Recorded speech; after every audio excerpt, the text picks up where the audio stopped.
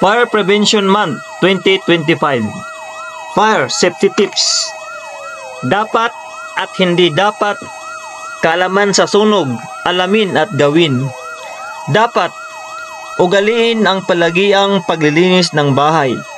Ang mga papel, karton, tinabas na kahoy, tila, alikabok at langis ay mga bagay na mabilis na nagpapaningas ng apoy.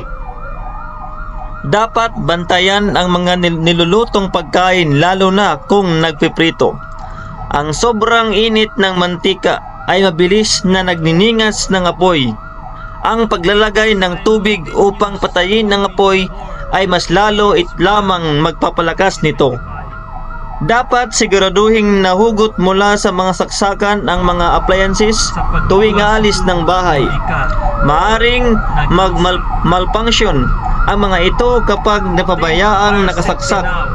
Ang dinadaluyan ng kuryente ay posibleng maging sanhi ng sunog. Hindi dapat ipinapatong ang mga kandila at gasera sa karton, papel o plastik na lalagyan. Kung hindi maiwasan ang paggamit ng kandila o gasera, ipatong ito sa platito at lagyan ng kaunting tubig.